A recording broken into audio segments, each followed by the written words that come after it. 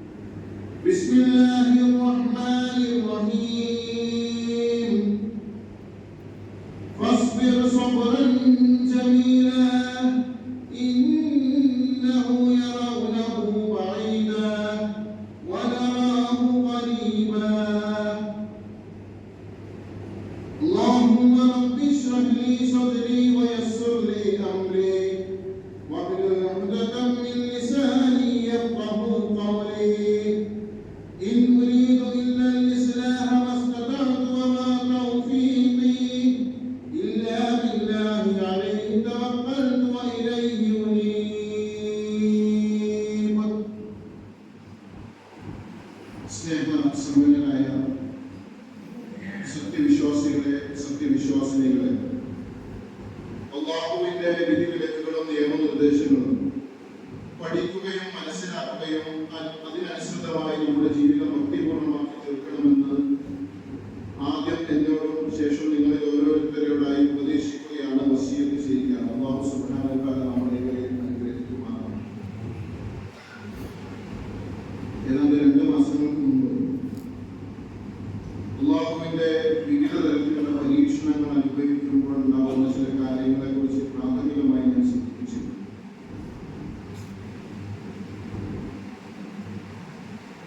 സുബ്ഹാനഹു വ തആല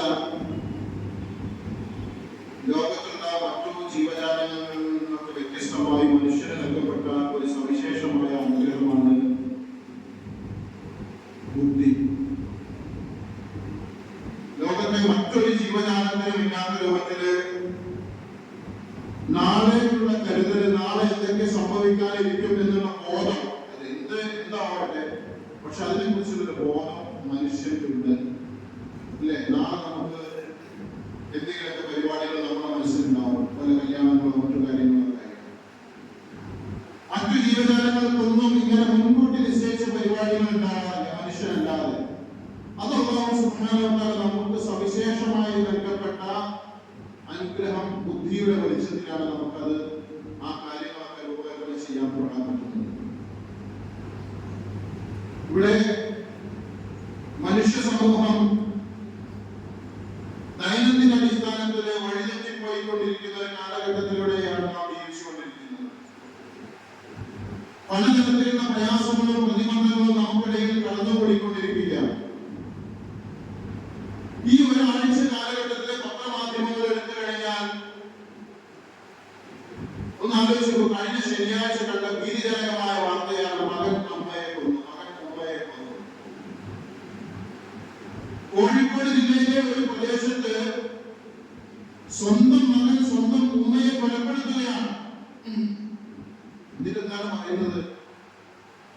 എനിക്ക് ജന്മം തന്നതിനുള്ള നന്ദി ഞാൻ നടപ്പിലാക്കി. ഒന്ന് ആലോചിച്ചു. എനിക്ക് ജന്മം തന്നതിനുള്ള നന്ദി ഞാൻ നടപ്പിലാക്കി. മറ്റു പദാർത്ഥങ്ങൾക്കും അടിമപ്പെട്ടുകൊണ്ട് മനുഷ്യന്റെ ചിന്താശേഷി തന്നെ മാറിയിട്ടുണ്ട്. അത്തരത്തിലുള്ള ചിന്താശേഷി മാറിയതിന്റെ അടിസ്ഥാനത്തിലാണ് ഇങ്ങനെയുള്ള പ്രവർത്തനങ്ങൾ നമുക്കിടയിൽ കടന്നു വരുന്നത്. എനിക്ക് ജന്മം തന്ന എന്റെ മാതാവിനെ ഞാൻ കൊലയാണ് എനിക്ക് നടപ്പിലാക്കിയത് എന്നൊക്കെ പറയുമ്പോൾ നമ്മുടെ ഈ കാലഘട്ടത്തിലെ നമ്മുടെ അവസ്ഥ,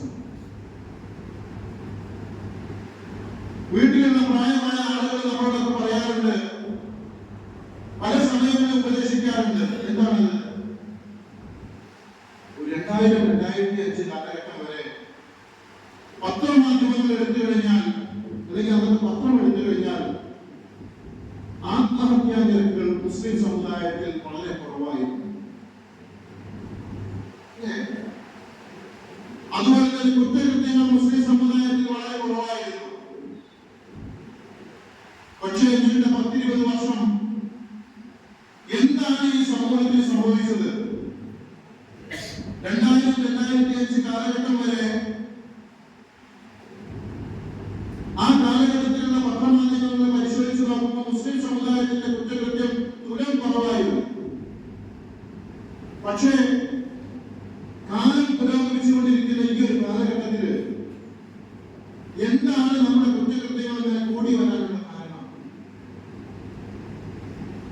അല്ലാഹുവിനുള്ള വിശ്വാസം, പ്രവാചകൻ മുഹമ്മദ് മുസ്തഫ സല്ലല്ലാഹു അലൈഹി വസല്ലം നമുക്ക് പ്രവർത്തിച്ചു തന്ന കാര്യങ്ങൾ, അത്തരം പ്രവർത്തനങ്ങൾ നമ്മുടെ മനസ്സിൽ നിന്ന് ഇല്ലാതെ പോവുകയാണ്. യുവതലമുറയുടെ മനസ്സിൽ നിന്ന് നമ്മുടെ കുട്ടികളിൽ ഇസ്ലാമിക സംസ്കാരം പല കുട്ടികളും തൊട്ടു തീണ്ടിയിട്ടില്ല എന്നുള്ളത് യാഥാർത്ഥ്യമാണ്. സംഭവിക്കുന്നത് ഒരല്പമെങ്കിലും ഇസ്ലാമിക കാഴ്ചപ്പാട് സംസ്കാരം ഉയർത്തിപ്പിടിച്ചിരുന്നു എങ്കിൽ തന്റെ മകന് ജന്മം നൽകിയ മകനാൽ ആ ഉമ്മ കോഴിക്കോട് ജില്ലയിൽ നിന്നും കൊലപ്പെടുകയുണ്ടായിട്ടില്ല, ഇന്നും നമ്മുടെ കൂടെ ജീവിച്ചിരിക്കുമായിരുന്നു. അതുകൊണ്ട് എന്തിനും ഏതിനും ഭൗതികതയുടെ പുറകെ പോകുന്നത് നമ്മളെ സംബന്ധിച്ച് നമ്മൾ ഓർക്കേണ്ടത്, പ്രാഥമികമായി നമ്മൾ നേടിയെടുക്കേണ്ട ഇസ്ലാമിക ബാലപാഠങ്ങളെങ്കിലും നമ്മൾ നേടിയെടുത്ത് വിശ്വാസപരമായിട്ടുള്ള വിശുദ്ധി നമ്മൾ കൈവരിക്കേണ്ടതുണ്ട്. പലപ്പോഴായി നമുക്ക് പല സന്ദർഭങ്ങളിലും സാധിക്കുന്നില്ല എന്നുള്ളത് അങ്ങേയറ്റം ഖേദകരമായ വസ്തുതയാണ്. നമ്മൾ വിചാരിക്കും കുറച്ച് കഴിഞ്ഞാൽ നന്നാവാം, അല്ലെ? കുറച്ചുകൂടി സമയമല്ല, ഇപ്പൊ എനിക്ക് ചെറുപ്പമായിട്ടുള്ളൂ, ഇപ്പൊ എനിക്ക് 28 വയസ്സായിട്ടുള്ളൂ, അല്ലെങ്കിൽ ഇപ്പൊ എനിക്ക് 48 വയസ്സായിട്ടുള്ളൂ, ഞാനൊരു 65 വയസ്സ് വരെ ജീവിക്കും, അല്ലെ? അങ്ങനെ നമ്മൾ ആരെങ്കിലും കരുതുന്നെങ്കിൽ അത് വിഡ്ഢികളുടെ സ്വർഗത്തിലാണ് നമ്മൾ എന്ന് മാത്രമേ നമുക്ക് പറയാനുള്ളൂ. ഞാനിവിടെ സൂചിപ്പിച്ചു മാരിജ് 70-ാം അധ്യായം സൂറത്തുൽ മാരിജിലെ 5-ാമത്തെ വചനമാണ്. അല്ലാഹു സുബ്ഹാനഹു വ തആല നമ്മോട് പറയുകയുണ്ടായി, ഫസ്ബിർ സബ്റൻ ജമീല, അല്ലയോ പ്രവാചകരെ, നിങ്ങൾ അല്പം ക്ഷമ കാണിക്കുക. ഇന്നഹും യറൗനഹു ബഈദ, അവർ വിചാരിക്കുന്നത് അവർക്കുള്ള നടപടികൾ അധികകാലം നീണ്ടു പോകും എന്നാണ് വിചാരിക്കുന്നത്. വനറാഹു ഖരീബ, എന്നാൽ നാം പറയുന്നു ഉടനെ തന്നെ ഏത് സാഹചര്യത്തിലും അവർക്ക് അത് പ്രതീക്ഷിക്കാവുന്നതാണ്. ഒരു മനുഷ്യൻ തിന്മകളിൽ ഏർപ്പെടുന്ന സമയത്ത് അവൻ വിചാരിക്കുകയാണ്, എനിക്ക് കുറച്ചു കാലം കൂടിയൊക്കെ ഉണ്ട്, കുറച്ച് കഴിഞ്ഞിട്ട് ചെയ്യാം, സന്മാർഗത്തിലൂടെ നല്ല രീതിയിലേക്ക് എന്റെ ജീവിതം മാറ്റിമറിക്കും. അവിടെയാണ് അല്ലാഹു പറയുന്നത് പ്രവാചകനോട്, ഫസ്ബിർ സബ്റൻ ജമീല, അല്പം കൂടി നിയന്ത്രിക്കുക, ക്ഷമ കാണിക്കുക. തീർച്ചയായും ഇവിടെ ചെയ്തു കൂട്ടിയ എല്ലാ പ്രവർത്തനങ്ങൾക്കുമുള്ള ശിക്ഷ നമ്മൾ അനുഭവിക്കുക തന്നെ ചെയ്യും. അതില് വിശ്വാസികളായിട്ടുള്ള ആർക്കും യാതൊരു സംശയത്തിനും ഇടയില്ലാത്ത കാര്യമാണ്. ഒന്ന് ആലോചിച്ച് നോക്കൂ, കഴിഞ്ഞ ആഴ്ച ഇങ്ങനെ പലതരത്തിലുള്ള കുറ്റകൃത്യങ്ങളുടെ കാലഘട്ടമാണ് നമ്മളിവിടെ കടന്നുപോയത്. സാധാരണ രീതിയിൽ പല സംഭവവികാസങ്ങളും നമ്മൾ ജീവിക്കുന്ന ചുറ്റുപാടിലേക്ക് നടക്കാറുണ്ട്. പക്ഷെ സവിശേഷമായ പലതും കഴിഞ്ഞ ആഴ്ചകളിൽ അരങ്ങേറിയിട്ടുള്ളത്. നമ്മുടെ പരിസര പ്രദേശങ്ങളിലുള്ള സ്കൂളുകളിൽ നിന്നും കുട്ടികളുടെ കയ്യിൽ നിന്നും MDMA പോലുള്ള കഞ്ചാവ് പോലുള്ള പദാർത്ഥങ്ങൾ പിടിക്കപ്പെടുകയാണ്. ആൺകുട്ടികളെ ചെക്ക് ചെയ്യുന്ന സമയത്ത് ആ കുട്ടികൾ പെൺകുട്ടികളുടെ കയ്യിൽ സൂക്ഷിക്കാൻ വേണ്ടി ഏൽപ്പിക്കുകയാണത്.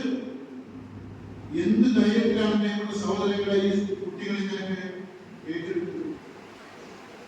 ഒരു ആൺകുട്ടിയുടെ ബാഗ് പരിശോധിക്കുന്ന സമയത്ത് ആ ബാഗിലുള്ള വസ്തുക്കളൊക്കെ അതേ ക്ലാസ്സിലുള്ള പെൺകുട്ടിയെ ഏൽപ്പിക്കുന്നു. ആ പരിശോധന കഴിയുന്നത് വരെ ഭംഗിയായി സൂക്ഷിക്കണമെന്ന് പറയുന്നു. ഇത് സൂക്ഷിക്കാനുള്ള ധൈര്യം നമ്മുടെ കുട്ടികൾക്ക് എവിടെ നിന്ന് കിട്ടി? കുറ്റകൃത്യങ്ങൾ മൂടി വയ്ക്കാനുള്ള ധൈര്യം നമ്മുടെ കുട്ടികൾക്ക് എവിടെ നിന്ന് കിട്ടി? പലതരത്തിലും പല രൂപത്തിലുമാണ് നമ്മൾ ചിന്തിക്കുന്നത്. ഏതാണ്ട് കൗമാര പ്രായത്തിലുള്ള കുട്ടികളുമായി കൂടുതൽ ഇടപഴകുന്ന സമയത്താണ് നമ്മളൊക്കെ ഉള്ളത്. സ്കൂളുകളിലും മറ്റു സ്ഥലങ്ങളിലൊക്കെ ആയി 15, 16, 17 വയസ്സുള്ള കുട്ടികളുമായിട്ടാണ് കൂടുതൽ ഇടപഴകുന്നത്. അത്ഭുതകരമായ കാര്യമെന്ന് പറയട്ടെ, ആഡംബര സൗകര്യത്തിലൂടെ ജീവിച്ചുകൊണ്ടിരിക്കുന്നത് ബഹുഭൂരിപക്ഷവും നമ്മുടെ മുസ്ലിം സമൂഹത്തിലുള്ള കുട്ടികൾ. ഒരു കുട്ടി 10ാം ക്ലാസ്സിൽ പഠിച്ചുകൊണ്ടിരിക്കുന്ന കുട്ടിയുണ്ടെങ്കിൽ, +2 പഠിച്ചുകൊണ്ടിരിക്കുന്ന കുട്ടിയുണ്ടെങ്കിൽ, അത് ആണായിരുന്നാലും പെണ്ണായിരുന്നാലും മികച്ച മാർക്കോട് കൂടി പാസ്സായാൽ മികച്ച ഓഫറുകളാണ് അവളുടെ മുന്നിലേക്ക് നൽകപ്പെടുന്നത്. ഐഫോൺ, 2 വീലർ, ഇതൊക്കെയാണ് ഇവർക്ക് നൽകപ്പെടുന്ന ഓഫറുകൾ. ജീവിതത്തിലെ കഷ്ടപ്പാടുകളോ പ്രതിസന്ധികളോ പ്രയാസങ്ങളോ ഒന്നും ഈ കുട്ടികൾ അറിയുന്നില്ല. മാസങ്ങൾക്ക് മുമ്പ് എന്റെ നാട്ടില് ഒരു കുറ്റകൃത്യത്തിന്റെ പേരിൽ ഒരു കുട്ടിയെ പിടിക്കപ്പെടുകയുണ്ടായി. ആ പിടിക്കപ്പെടുന്ന സമയത്ത് കുട്ടിയുമായി സംസാരിച്ചപ്പോ 10ാം ക്ലാസ്സും +2 മികച്ച മാർക്കോട് കൂടി പാസ്സായതാണ്. വാപ്പ ഗൾഫിൽ കഷ്ടപ്പെട്ടിട്ട് ജീവിച്ചുകൊണ്ടിരിക്കുകയാണ്. കയ്യില് ഈ കാലഘട്ടത്തിൽ യോജിച്ച ഏറ്റവും മികച്ച ഐഫോണാണുള്ളത്. മാത്രമല്ല നല്ലൊരു 1ാം തരം ബൈക്കുണ്ട്. കൂടാതെ എല്ലാ മാസവും നിശ്ചിത തുക വാപ്പ ഇവരുടെ അക്കൗണ്ടിലേക്ക് അയച്ചു കൊടുക്കുന്നുണ്ട്. നാട്ടിലുള്ള പ്രവാസികൾ പറയുന്നത് ആ സാധു ഗൾഫിൽ ജീവിച്ചുകൊണ്ടിരിക്കുന്നത് ജീവ കഷ്ടതയിലാണ്. എന്നിട്ട് ഈ മകന്റെ വളർച്ച ആഗ്രഹിച്ചിട്ടാണ് ഇങ്ങനെയുള്ള കാര്യങ്ങളൊക്കെ ചെയ്തുകൊണ്ടിരിക്കുന്നത്. ആ മകൻ കുറ്റകൃത്യത്തിലേക്ക് ആരോഗ്യം പ്രിയപ്പെട്ട സഹോദരങ്ങളെ, ഇതിന് ഉത്തരവാദികൾ എവിടെയാണ് നമുക്ക് ഇതിന് ഭയക്കപ്പെട്ടത്? എന്താണ് ആത്യന്തികമായി ഇതിലേക്ക് വരച്ചുകൊണ്ടാകാനുള്ള കാരണം? അതൊന്നു മാത്രമേ ഉള്ളൂ. സുഖ സൗകര്യങ്ങളിൽ ആറാടിക്കൊണ്ടിരിക്കുകയാണ് നമ്മുടെ യുവതലമുറ. അല്പമെങ്കിലും ജീവിത യാഥാർത്ഥ്യങ്ങൾ പരിചയപ്പെടാൻ അവർക്ക് അവസരം കൊടുക്കേണ്ടതുണ്ട്. മാതാപിതാക്കൾ എത്ര കഷ്ടപ്പെട്ടാലും എന്റെ മകൻ, എന്റെ മകൾ കഷ്ടപ്പെടരുത് എന്നാണ് അവർ ചിന്തിക്കുന്നത്. അതുകൊണ്ട് തന്നെ അവർക്ക് ആവശ്യമായിട്ടുള്ള എല്ലാ സുഖ സൗകര്യങ്ങളും നമ്മൾ ഒരുക്കുന്നുണ്ട്. അതുമായി ബന്ധപ്പെട്ട കാര്യങ്ങളൊക്കെ ചെയ്യുന്നുണ്ട്. എന്നിട്ടും നമ്മുടെ സമൂഹം ഈ രൂപത്തിലേക്ക് വഴി പിഴച്ചു പോകുന്നു എന്നുള്ളത് അങ്ങേയറ്റം ദുഃഖകരമായിട്ടുള്ള കാര്യമാണ്. ഗുരു ശിഷ്യ ബന്ധത്തില് അല്ലാഹു സുബ്ഹാനഹു വ തആല പല കാര്യങ്ങളും നമ്മളെ പഠിപ്പിച്ചിട്ടുണ്ട്. നിങ്ങൾ ഏറ്റവും ശ്രേഷ്ഠൻ എന്ന് പറയുന്നത് ആരാണ്? ഖൈറുക്കും മൻ തഅല്ലമൽ ഖുർആന വഅല്ലമഹു. ഖുർആൻ പഠിക്കുകയും പഠിപ്പിക്കുകയും ചെയ്യുന്നവനാരോ അവനാണ് നിങ്ങൾ ഏറ്റവും ശ്രേഷ്ഠൻ എന്ന് പറയുന്നത്. എന്നിട്ട് നമ്മുടെ വീട്ടിലൊക്കെ കുട്ടികൾ മദ്രസയിൽ 10ാം ക്ലാസ്സൊക്കെ പഠിച്ചിട്ടുണ്ടാവും. പക്ഷേ ദൈനംദിന അടിസ്ഥാനത്തിൽ ഖുർആൻ പാരായണം ചെയ്യാൻ അവർക്ക് സമയമുണ്ട്. ഖുർആൻ ഓതിയോ എന്ന് ചോദിക്കാൻ മാതാപിതാക്കളായ നമ്മുടെ ആളുകൾക്ക് അത് അവർക്കും സമയമല്ല.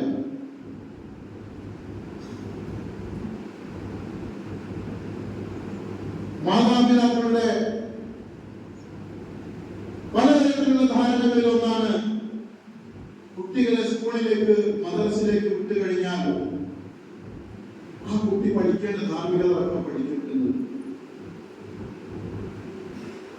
തീർച്ചയായിട്ടും ഒരു സമൂഹത്തിൽ ജീവിക്കുന്ന ആളുകൾ എന്ന നിലക്ക് നമ്മുടെ മക്കളെ മദ്രസകളിലേക്കും സ്കൂളിലേക്കും പറഞ്ഞയക്കുന്ന സമയത്ത് അറിയേണ്ട കാര്യങ്ങളും ശരിതെറ്റുകളും കുട്ടികൾ പഠിക്കുന്നുണ്ട് എന്നുള്ള യാഥാർത്ഥ്യമാണ്.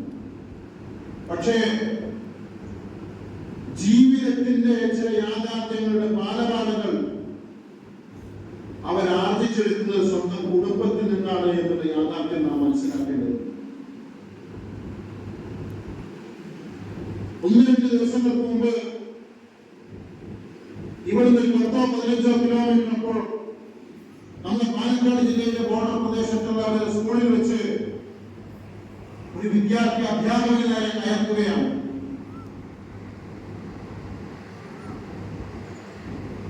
ആ കാരണം ആലോചിച്ചു നോക്കൂ. എന്തിനാണ് കുട്ടി അധ്യാപകനോട് കയറുന്നത്? സ്കൂളിലേക്ക് ഫോണുമായിട്ട് ക്ലാസ്സിൽ വന്നു. ഹയർ സെക്കൻഡറി പഠിക്കുന്ന ഒരു കുട്ടി മൊബൈൽ ഫോണുമായി സ്കൂളിൽ വന്നു. ആ ഫോൺ പ്രിൻസിപ്പൽ എന്ന് പിടിച്ചു വെച്ച സമയത്താണ് ആ തരത്തിൽ ആ കുട്ടി കയറി സംസാരിച്ചത്.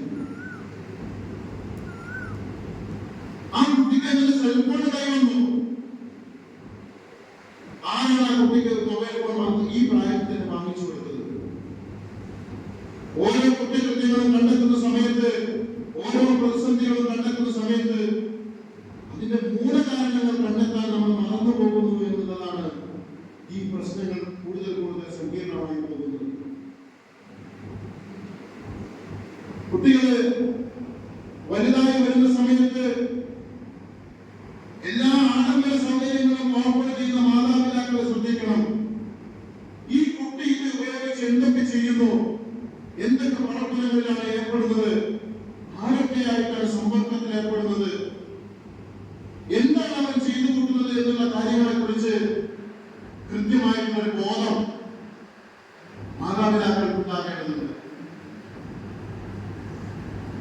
ഒരുപക്ഷെ ഈ കാലഘട്ടത്തിലെ സാങ്കേതിക വിദ്യ അനുസരിച്ച് മാതാപിതാക്കളെക്കാൾ കൂടുതൽ ഭംഗിയായി കുട്ടികൾക്ക് സെൽഫോൺ ഉപയോഗിക്കാൻ സാധിക്കും. അവരുപയോഗിക്കുന്നതിനേക്കാൾ മികച്ച രീതിയിൽ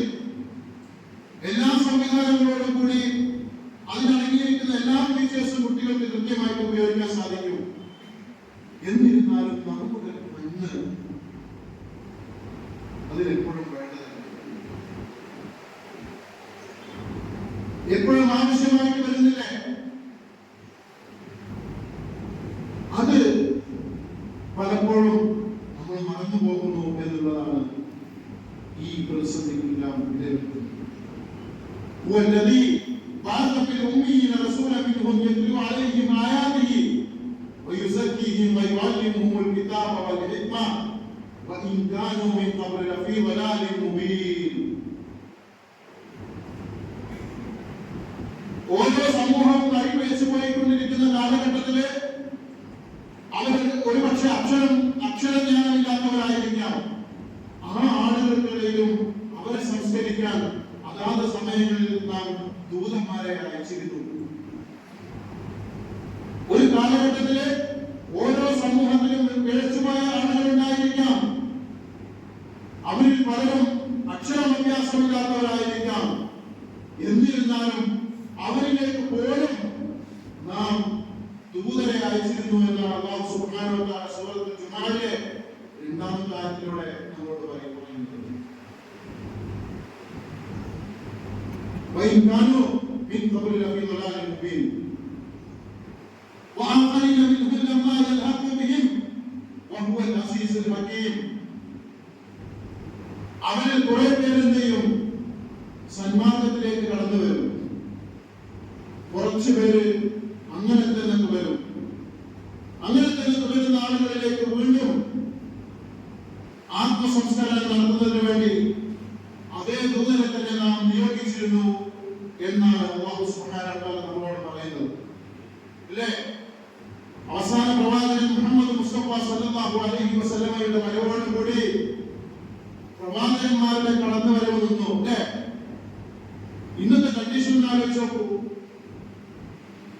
നമുക്ക് മറ്റു അറിവുകൾ ലഭിക്കുന്നത് പോലെ തന്നെ വിരൽത്തുമ്പിൽ ഇസ്ലാമിക അറിവുകൾ ലഭിക്കുന്നുണ്ട്. പക്ഷെ അത്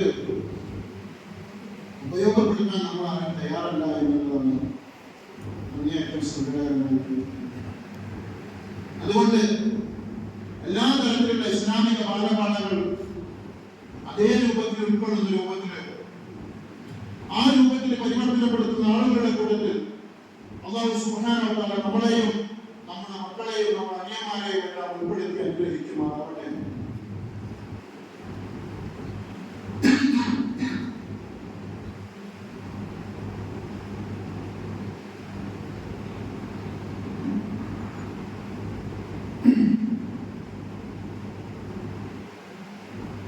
الحمد لله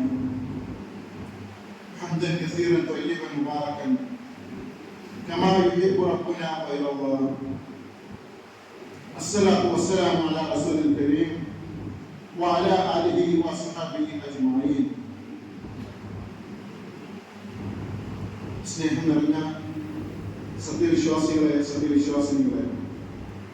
അല്ലാഹു സുബ്ഹാനഹു വ തആലയുടെ വിധിവിലക്കുകളും നിയമനിർദ്ദേശങ്ങളും പഠിക്കുകയും മനസ്സിലാക്കുകയും അതിനനുസൃതമായി നമ്മുടെ ജീവിതം ഭക്തിപൂർണ്ണമാക്കി തീർക്കണമെന്ന് എന്നോടതുപോലെ ശേഷം നിങ്ങൾ ഓരോരുത്തരുമായി ഉപദേശിക്കുകയാണ്, വസിയത്ത് ചെയ്യുകയാണ്.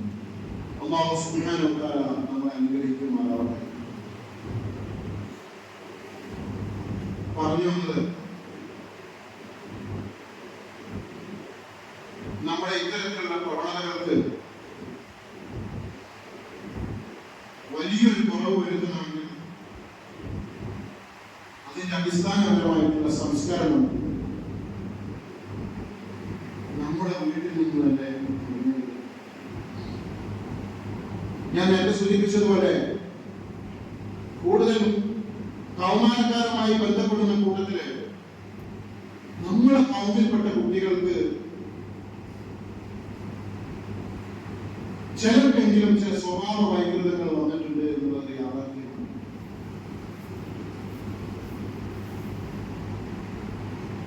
അങ്ങേയറ്റം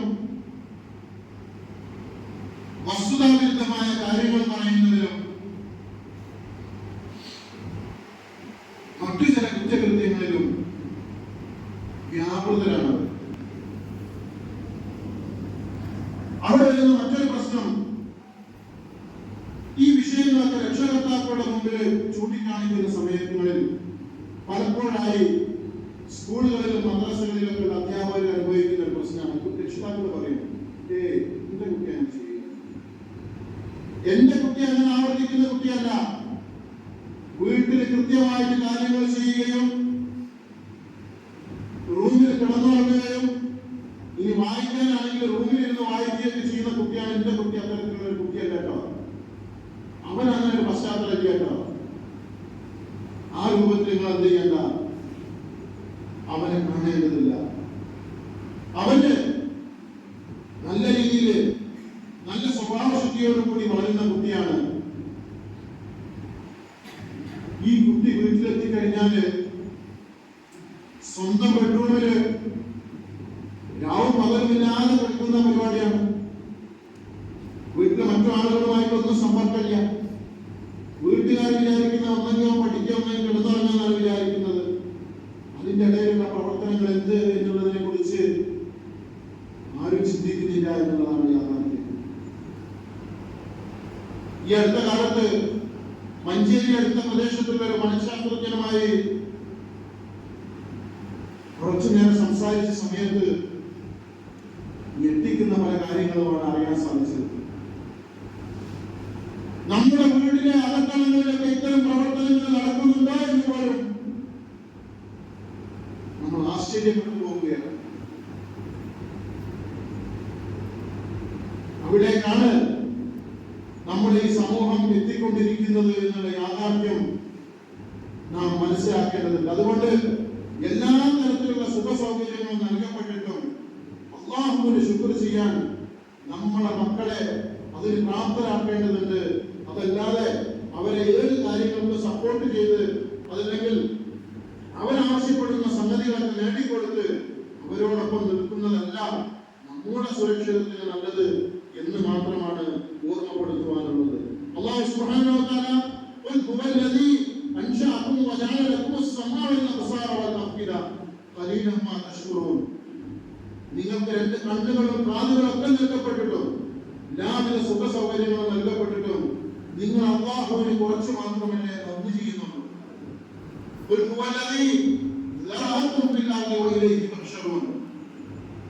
ഇങ്ങനെ അക്രമകാരികളായിട്ടുള്ള ആളുകളെ അല്ലാഹു സുബ്ഹാനഹു വ തആല കോപിച്ചിരിക്കുന്നു. എന്തിനും ഏതിനും അല്ലാഹുവിനെ മറക്കുകയും സുഖ സൗകര്യങ്ങളിൽ മതിമറന്ന് ആരാടുകയും ചെയ്യുന്ന ആളുകൾക്ക് കടുത്ത ശിക്ഷ തന്നെ നൽകപ്പെടുക തന്നെ ചെയ്യുമെന്ന് അല്ലാഹു നമ്മളെ ഓർമ്മപ്പെടുകയാണ്. പൊതുവെ ഞാൻ കഴിഞ്ഞ ഇതിൽ പറഞ്ഞിരുന്നു, ആളുകൾക്ക് സങ്കടം വരുമ്പോൾ പടച്ചവനെ ഓർമ്മ വരും, സന്തോഷം വരുമ്പോഴോ നമ്മൾ പടച്ചവനെ മറക്കും, മതിമറന്ന് ആരാടും. പക്ഷെ ദുഃഖം വരുമ്പോ, വീട്ടിൽ മാറാരോഗങ്ങൾ വരുമ്പോ, അസുഖങ്ങൾ വരുമ്പോ, സാമ്പത്തിക പ്രതിസന്ധി വരുമ്പോഴൊക്കെ നമ്മൾ എന്ത് ചെയ്യും?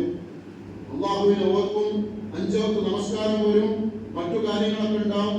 പക്ഷെ യാതൊരു പ്രതിസന്ധിയില്ല, സുഖ സൗകര്യത്തോടു കൂടിയാണ് ജീവിതമെങ്കിൽ നമ്മൾ അല്ലാഹുവിനെ പലപ്പോഴായി മറക്കുന്നു എന്നുള്ളത് വലിയ സങ്കടകരമാണ്.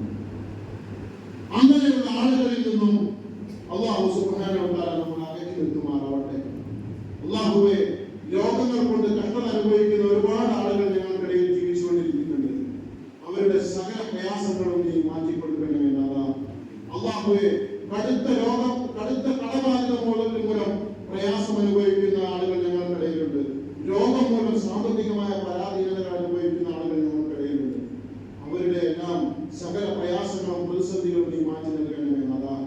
അല്ലാഹുവേ, പിറന്ന നാടിനു വേണ്ടി പോരാടിക്കൊണ്ടിരിക്കുന്ന ഒരുപാട് വിമോചന പോരാളികൾ ലോകത്തിന്റെ വിവിധ ഭാഗങ്ങളിൽ മുസ്ലിങ്ങളായിട്ടുള്ള ആളുകളുണ്ട്. മുസ്ലിങ്ങളാണ് എന്നുള്ള കാരണത്താൽ വേട്ടയാടിക്കൊണ്ടിരിക്കുന്ന ഒരുപാട് ആളുകളുണ്ട്. അവരുടെ സകല പ്രയാസങ്ങളും നീ മാറ്റിക്കൊടുക്കണമേ നാഥാ.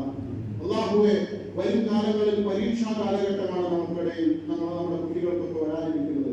നമ്മുടെ കുട്ടികൾക്ക് ഉന്നത വിജയങ്ങൾ പ്രദാനം ചെയ്യണമേ നാഥാ. اللهم اغفر للمؤمنين والمؤمنات اللهم اغفر للمؤمنين والمؤمنات اللهم اغفر للمؤمنين والمؤمنات اللهم اجرنا من النار اللهم اجرنا من النار اللهم اجرنا من النار. ربنا آتنا في الدنيا حسنة وفي الآخرة حسنة وقنا عذاب النار. ربنا تقبل منا إنك أنت السميع العليم وتب علينا إنك أنت التواب الرحيم وارحمنا من الله برحمتك يا رب.